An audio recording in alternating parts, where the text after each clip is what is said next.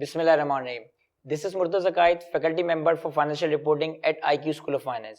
आज की video CFAP 1 that is advance accounting and financial reporting के स्टूडेंट्स के लिए है और IQ स्कूल ऑफ फाइनेंस में ये CFAP 1 FFR का कोर्स किस तरह से और किस मेथोडोलॉजी के तहत कवर करवाया जा रहा होता है, इस सब्जेक्ट की क्या मोडालिटीज है, इस सब्जेक्ट में क्या कवरेज है, सब्जेक्ट का क्या सब्जेक्ट साइज है, वो सारी बातें हम इंशाल्लाह आज की इस वीडियो में डिस्कस करेंगे।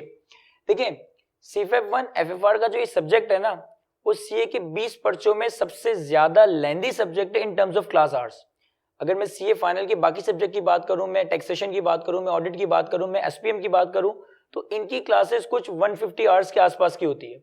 इवन अगर मैं लॉ की बात करूं तो लॉ की भी क्लासेस 6 महीने में इजीली मैनेज हो जाती है, 150 आवर्स के दरमियान इसकी क्लास आवर्स चल रहे होते हैं। लेकिन अगर मैं स्पेसिफिकली बात करूं एफएफआर की, तो एफएफआर का कोर्स सबसे ज्यादा जॉइंट है in terms of class hours. जहां बाकी सब्जेक्ट के कोई 150 टू 180 आवर्स के लेक्चर्स होते हैं, एफएफआर का जो क्लास ड्यूरेशन है, जो नंबर ऑफ आवर्स के लेक्चर्स हैं, वही कोई 250 प्लस है। यानी कि अगर मैं आपको यूं समझाऊं कि अगर आपने एफएआर 1 लेवल पे जितने अकाउंटिंग के कॉन्सेप्ट्स को कवर किया, उन सबको अगर मैं 1 2 3 करके जॉट डाउन करना शुरू कर दूं, तो ये बनेंगे कोई 150 से 200। एफएआर 2 लेवल पे जितने अकाउंटिंग प्रिंसिपल्स आपने कवर किए, उन सबको मैं 1 2 3 करके जॉट डाउन करूं, तो ये बनेंगे कोई 200 से 250। लेकिन अगर मैं सीए फाइनल पे जितने अकाउंटिंग कॉन्सेप्ट आपको कवर करवाए जाएंगे, उनको जॉट डाउन करना शुरू कर दूं ना, तो ये कोई 2-2.5 हजार अकाउंटिंग कॉन्सेप्ट बनेंगे। यानी कि इतना हैवी साइज है इस सब्जेक्ट का as compare to FAR 1, as compare to FAR 2 and as compare to other subject of CA. अब बेसिकली ये तो था इस सब्जेक्ट का साइज।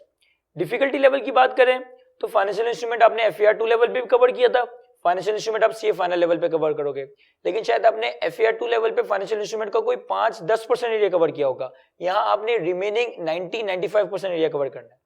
एफएआर 2 लेवल पे आपने कंसोलिडेशन कवर किया था, यहाँ भी आप कंसोलिडेशन पढ़ेंगे, लेकिन वहां शायद हमने कंसोलिडेशन का कोई 20-25% एरिया कवर करा है।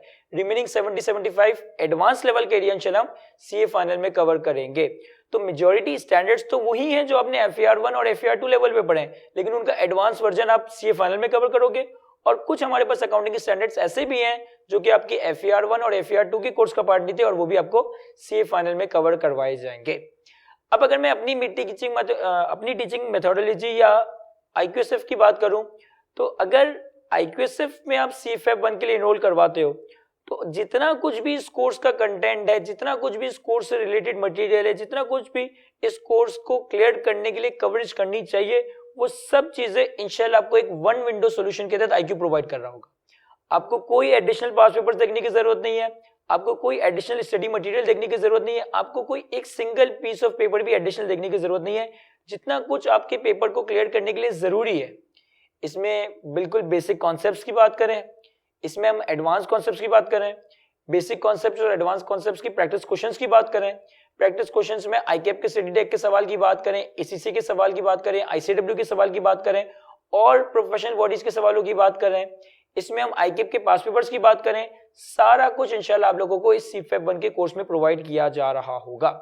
और ये सारी चीजें सिर्फ आपको कवर नहीं करवाई जा रही होगी, बल्कि ये सारी चीजें आप लोगों को एक प्रॉपर ऑर्गेनाइज मैनर में कवर करवाई जा रही होगी। देखिए कैफ लेवल पे जितने सब्जेक्ट्स आपने कवर किए, जनरली उनका सब्जेक्ट साइज एक रीजनेबल लेवल का होता था कि आपने तकरीबन 4.5-5 महीने की क्लासेस ली, पेपर से 1 महीने पहले आप अपना ओवरऑल रिवीजन स्टार्ट करते हो, पेपर से 1-2 दिन पहले ओवरऑल कोर्स को रिवाइज करते हो, और पेपर के 3 घंटे में परफॉर्म करते हो, तो चीजें मैनेज हो जाती है। लेकिन सीए फाइनल लेवल पे ये एक डिफरेंट बॉल गेम बन जाता है। यहाँ पे सब्जेक्ट का साइज, यहाँ पे कवरेज इतनी ज्यादा होती है कि कॉन्सेप्ट्स को समझना, कॉन्सेप्ट्स को कवर करना, कॉन्सेप्ट्स को लेके चलना, ये तो एक एलिफेंट टास्क है ही।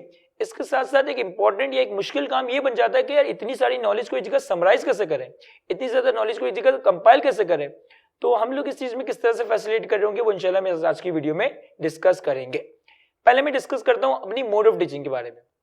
आईक्यू स्कूल ऑफ फाइनेंस में ये बेसिकली जो एफएफआर की क्लासेस है, ये हाइब्रिड फॉर्म में कंडक्ट की जाती है। अगर आप एफएफआर के लिए खुद को एनरोल करवाते हो, तो आपके पास डे 1 से रिकॉर्डेड लेक्चर्स होंगे। यानी कि अगर आज आप एनरोल करवाते हो, तो आज आपके पास रिकॉर्डेड लेक्चर्स अवेलेबल होना शुरू हो जाएंगे, और आप अपने पेज पे अपनी कैपेसिटी के हिसाब से, अपनी मसरूफियात के हिसाब से इन रिकॉर्डेड लेक्चर्स को कवर करना शुरू कर सकते हो।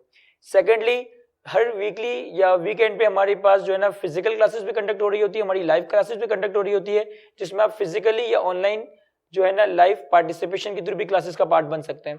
और थर्डली फिर हम ये करते हैं कि हम 2 वीक्स के बाद 3 वीक्स के बाद एक Q&A सेशन भी कंडक्ट कर रहे होते हैं, जिसमें अगर आपकी सेल्फ स्टडी, आप अगर रिकॉर्डेड लेक्चर से कवरेज कर रहे हो और आपकी क्यूरीज वगैरह इकट्ठी हो जाती है तो वो आप Q&A सेशन में एड्रेस की जा सकती है।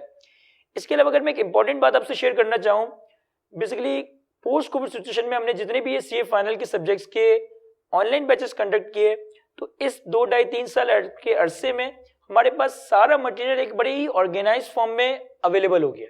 फॉर एग्जांपल अगर मैं CFEP 1 की पोर्टल की बात करूं, तो अगर आप CFEP 1 की पोर्टल पे देखेंगे तो जितनी चीजें आपके कोर्स का पार्ट है, जितनी चीजें आपके कोर्स कंटेंट का पार्ट है, वो सारी चीजें एक प्रॉपर क्रोनोलॉजिकल ऑर्डर में आपके पोर्टल पे प्लेस्ड होंगी।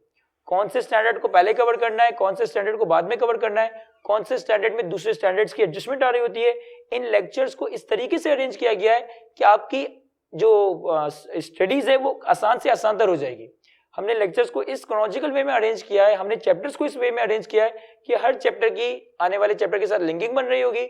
जैसे जैसे आप कोर्स को आगे लेके जाओगे तो आप देखोगे कि पिछली चीजों के साथ चीजों का लिंकेज क्रिएट किया जा रहा होगा। अगर कोई ऐसा स्टैंडर्ड है जिसमें मल्टीपल अकाउंटिंग स्टैंडर्ड्स कवर होते हैं, फॉर एग्जांपल कंसोलिडेशन की बात करूं, कंसोलिडेशन अपने आप में एक बहुत बड़ा अकाउंटिंग स्टैंडर्ड है, मल्टीपल अकाउंटिंग स्टैंडर्ड्स हैं, लेकिन इसमें IFRS 15 की एडजस्टमेंट भी आती है, इसमें IFRS 16 की एडजस्टमेंट भी आती है, इसमें IFRS 9 की भी एडजस्टमेंट आती है। तो कंसोलिडेशन कोर्स के आखिरी एरिया में कवर करवाया जा रहा होगा। अगर मैं IAS 12 की बात करूं तो इनकम टैक्स में IFRS 16 भी आ जाता है, IAS 19 भी आ जाता है, IFRS 2 भी आ जाता है। तो पहले IFRS 16, IAS 2, IAS 19 कवर होगा, उसके बाद इनकम टैक्सेस का स्टैंडर्ड कवर होगा। तो जो भी आपका ये कोर्स है, ये इस ऑर्गेनाइज फॉर्म में है कि हर चैप्टर आने वाले चैप्टर को सपोर्ट करेगा। एक इंपॉर्टेंट बात ये।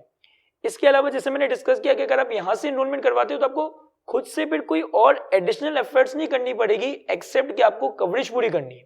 आपको कोई और एडिशनल ICAP के पास पेपर, आपको कोई और एडिशनल प्रोफेशनल स्टडीज के पेपर्स, आपको कोई और स्टडी मटेरियल वगैरह देखने की जरूरत नहीं है। हर चैप्टर के एक एक कॉन्सेप्ट, बेसिक से लेकर एडवांस तक, हर कॉन्सेप्ट के ऊपर मल्टीपल प्रैक्टिस क्वेश्चंस और हर कॉन्सेप्ट के जितने ICAP के पेपर्स हैं, उन सारी चीजों को एक प्रॉपर मैनर में अरेंज किया गया है। फॉर एग्जाम्पल अगर मैं कोई भी लेक्चर अपने सामने ओपन करूं, फॉर एग्जाम्पल कि अगर हम बात करें लेट्स से IFRS 5 की, तो IFRS 5 के चैप्टर में आप देखोगे कि पहले कॉन्सेप्ट्स आ रहे हैं, उसके बाद इसके प्रैक्टिस क्वेश्चंस आ रहे हैं, और उसके बाद जो इसके ICAP के क्या कहते हैं पेपर्स है वो आ रहे हैं। इसी तरह कोई भी चैप्टर आप ओपन करें, फॉर एग्जाम्पल कि अगर हम बात करें I study 3 earning per share की, तो पहले इसके कॉन्सेप्ट्स आ रहे हैं, कॉन्सेप्ट के साथ साथ इनके क्वेश्चंस आ रहे हैं, और फिर आखिर में इसके ICAP के पास पेपर्स आ रहे हैं। इसके साथ साथ जो आपकी IFRS की इलस्ट्रेटिव एग्जांपल्स है वो भी इन्हीं सारे लेक्चर्स में कवर्ड है।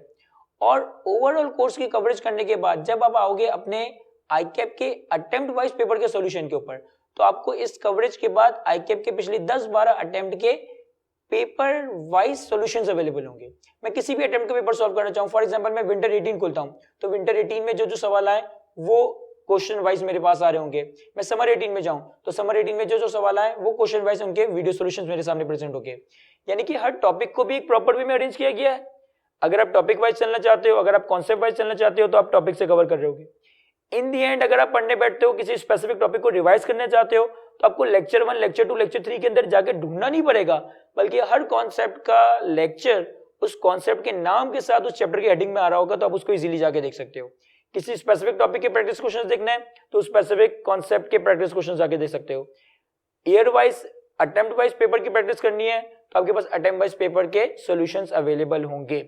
और एक इंपॉर्टेंट चीज कि इतना कुछ मैंने आने वाले 7-8 महीने में, साल के अरसे में कवर तो करना है, इन चीजों को साथ साथ रिवाइज भी करना है, लेकिन मैंने डे एंड की प्रिपरेशन भी करनी है कि पेपर से 2 दिन पहले मैंने FFR को रिवाइज किस तरह से करना है, पेपर से 1 दिन पहले मैं कौन से बेंचमार्क सवालों को सॉल्व करूं जिससे मेरी रिवीजन इफेक्टिव हो सके। तो अगर आप अपनी CA फाइनल की जो कि हमारी रेफरेंस बुक है, बेसिकली इसके 2 वॉल्यूम्स है, वॉल्यूम 1 एंड वॉल्यूम 2, इसमें सारा कंटेक्स्ट, इसमें सारी थ्योरी, सारे कॉन्सेप्ट, सारे प्रैक्टिस क्वेश्चन, सारे ICAP के पास पेपर्स, हर स्टैंडर्ड के ऊपर 2 पेजर 3 पेजर समरी नोट्स, ये सारी चीजें आपके पास as a one window solution in books में अवेलेबल होंगी।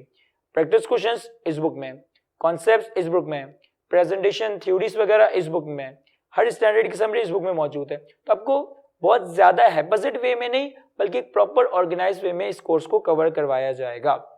इसके अलावा अभी रिसेंटली हम लोग ने एक ये भी फैसिलिटी अपने स्टूडेंट्स के लिए रखी है कि अगर आप चाहो तो पहले CFEP के किसी भी कोर्स का, चाहे वो CFEP 1 हो, CFEP 6 हो, CFEP 5 हो, CFEP 2 हो, कोई भी CFEP का कोर्स हो, आप इनके लेक्चर्स का डेमो एक्सेस ले सकते हैं।